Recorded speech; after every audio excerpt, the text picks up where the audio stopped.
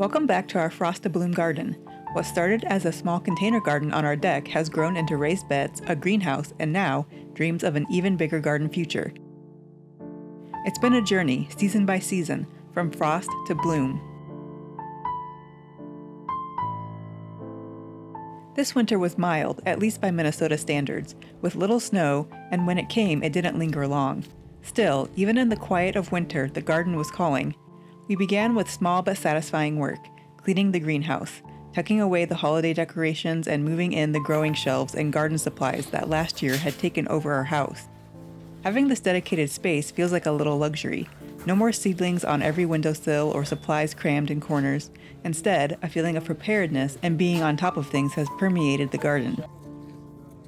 Outside, despite sometimes being covered under snow, there were signs of life, garlic pushing up green leaves, and stubborn strawberry plants with its leaves still bright. The strawberry in particular was a bit of a surprise, especially since the soil there is shallower than the raised beds. Nonetheless, these signs of spring to come reminded me that even in February's chill, the garden never fully sleeps. Like many gardeners, we were feeling eager to start, especially seeing gardeners in warmer climates already starting seeds. So we made a visit to our local garden center, mostly to browse. There weren't many supplies out yet, as February in Minnesota is still too frosty to even think about potting soil. So we admired the pink lemons and Valencia oranges, their fragrance a hint of the season ahead. I also took note of their potting benches, quietly adding, "Build one for the greenhouse," to my mental list. We ended up stopping by Home Depot and brought home a few practical things, perlite, peat moss, and some extra rocks for the greenhouse floor. Just enough to scratch that gardening itch while we waited, with patience and anticipation.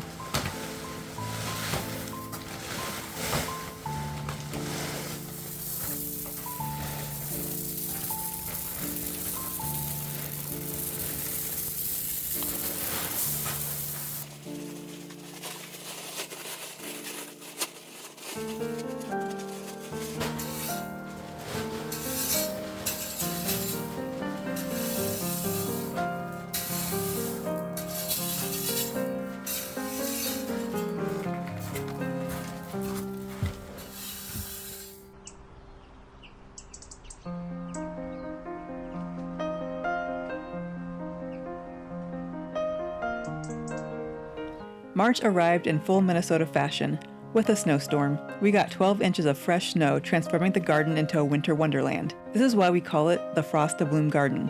You can't get ahead of yourself here. Even with a mild winter, March has its surprises. Spring is a practice in patience, with snowstorms that can linger well into April. By mid-March, though, the snow had melted and the first signs of spring quietly returned.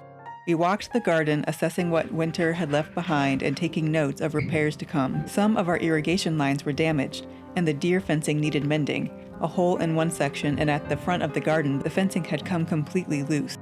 We headed back to our local garden center to see if spring supplies had arrived, and they had. We brought home seed starting mix and a few varieties of seed potatoes, Kennebec, which I've heard make excellent French fries, and Yukon Gold, a household favorite. And just as we were starting to feel the shift towards spring, March reminded us who's in charge, ending fittingly with one more snowstorm.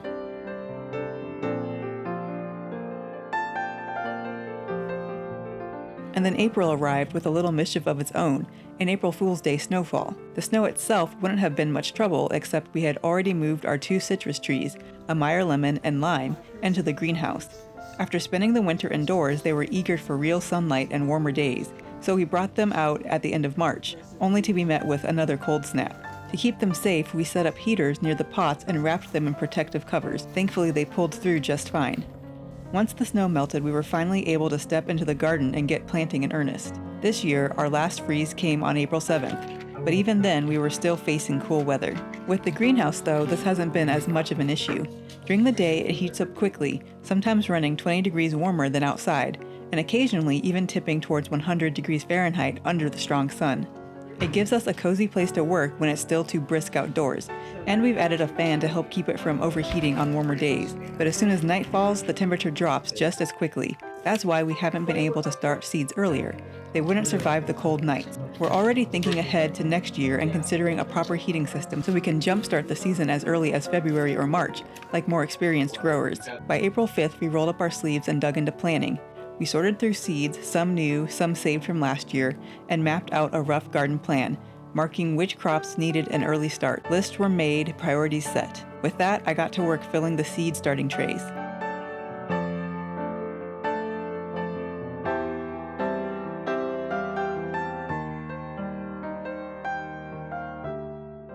Then we began planting, steadily working our way through the seed piles. A dirt block maker helped space everything neatly, cutting down on the usual guesswork. We divided tasks. I focused on the squash, Hubbard, Marquis, Buttercup, and more. I'm hoping these do well. A good harvest could carry us through the winter. We also started brassicas like cauliflower and broccoli, and a few peppers including lemon drop and cayenne. Once everything was planted, the trays went onto heating pads and got a good watering. It was a full, satisfying day, the kind that truly feels like the start of garden season.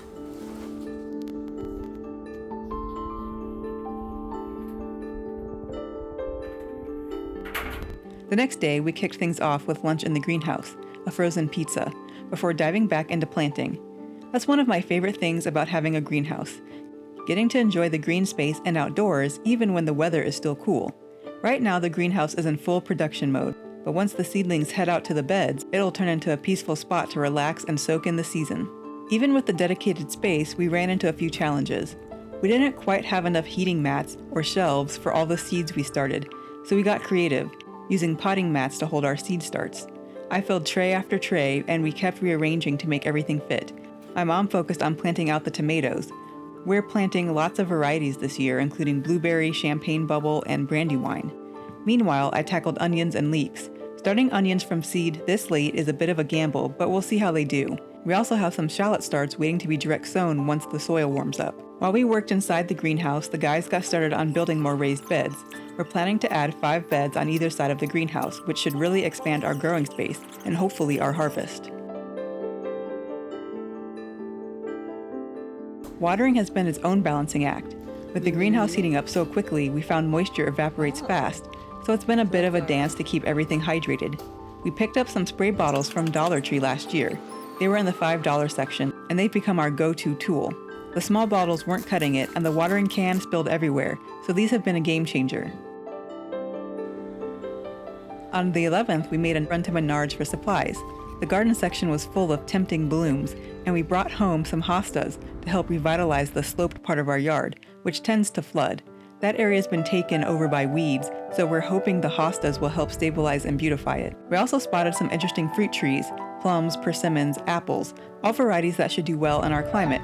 A food forest is definitely on our dream list, so we may circle back later in the season to pick up a few.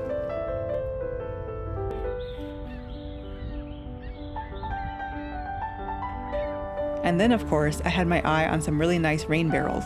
No price tag yet, but they're on my wish list after seeing another YouTuber use one.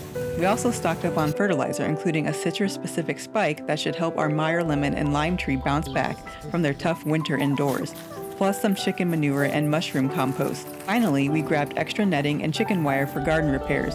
Somehow last year's leftovers have disappeared. By the way, if you're enjoying this video so far, please give it a like. It really helps more people discover the channel. The next day, my dad surprised us with donuts from a new spot in town. I enjoyed a banana fritter and some matcha outside before we jumped back into seed starting.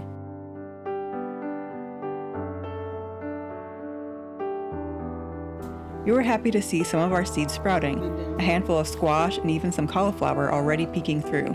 That day, I focused on beans, adzuki, which I wanted more of last year, arikara, black beans, and garbanzo beans.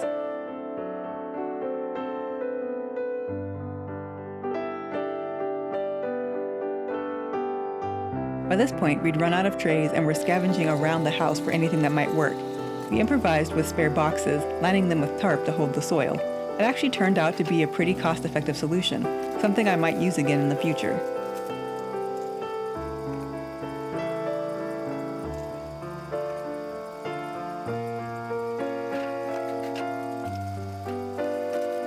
I planted okra, not the red variety from last year, but fingers crossed for better results, and all of our flowers for this season, calendula, several types of aster, and more zinnias. The only thing missing was nasturtium. Somehow we forgot to pick up more seeds, which is a little disappointing because I really loved growing them last year. We also planted several melon varieties, including Minnesota Midget, Crimson Sweet, and Moon and Stars, which got shaded out last year, but it's too fun looking not to try again. banana melon, Crenshaw melon, and others rounded out the lineup. Honestly, choosing seeds can be so hard. They all look delicious, and that's both a joy and a challenge of gardening. Meanwhile, the guys worked on garden repairs, installing the new sturdier netting and clearing out leaves from the beds. Before we called it a day, we gave everything a good watering and fed the citrus trees with their new fertilizer. We also did some much-needed organizing. Despite our best efforts, we'd lost track of a few plantings.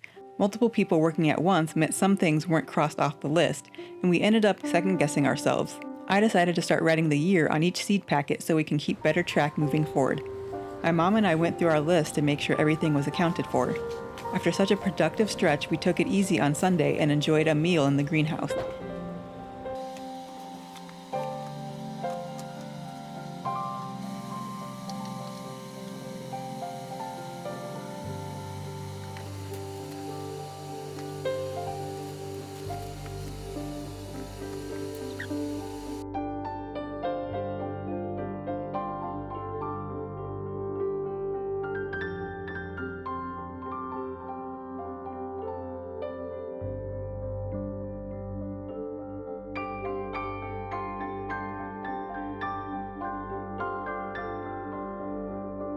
It was still chilly, and with a cold snap setting in for a couple of weeks, we shifted to maintenance mode, keeping the plants warm and watered while waiting for more supplies to arrive.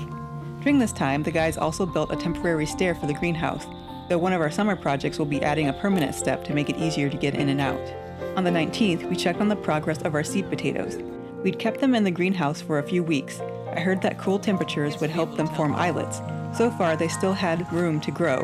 After watching another gardener's video, we decided to unbag them and set them in full sun to encourage sprouting. We also pulled out some purple potatoes we'd saved in a paper bag over the winter, hoping to replant them, but unfortunately they had rotted. It's disappointing because we loved the purple variety last year. They were delicious, packed with antioxidants and perfect for lifting the mood as seasons shift. So we'll have to buy some Purple Majesty seed potatoes soon.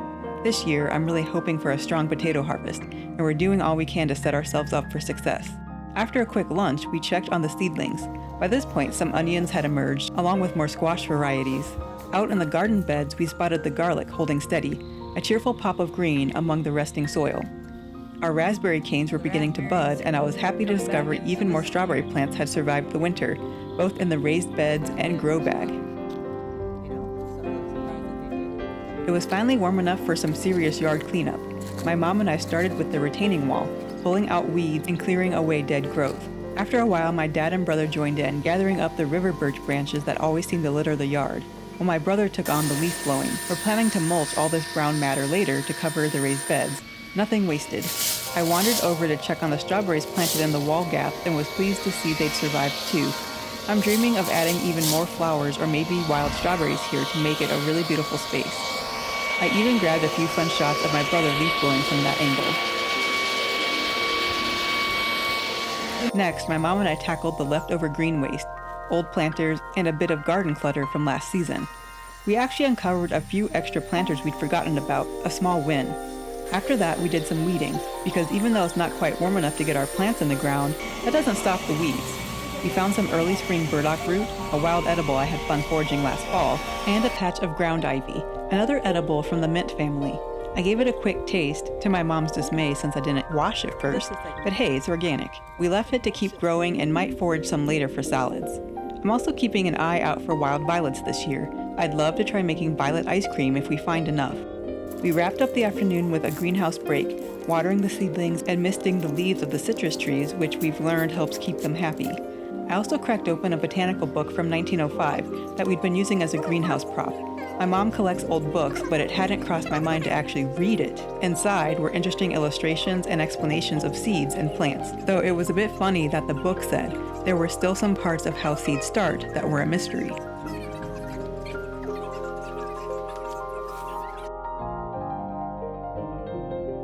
When I was planting out the flowers, I noticed our Irish bells needed cold stratification.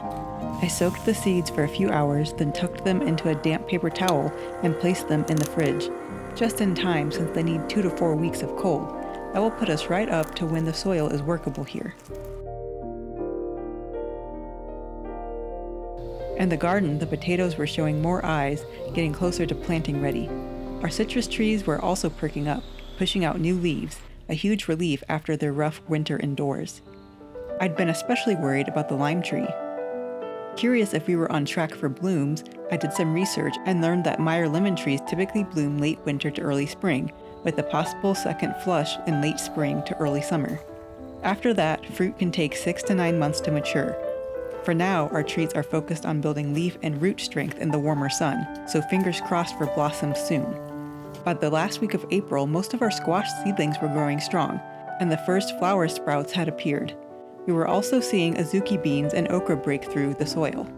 Unfortunately, despite our best efforts, the permanent marker on our plant labels washed away with watering, so we may have a bit of a mystery garden this year. Hopefully this video will help jog our memory as to where we placed plants when we're sorting things out later. We also had an unexpected first harvest. While enjoying a blueberry muffin in the greenhouse, I noticed a patch of green among the pebbles.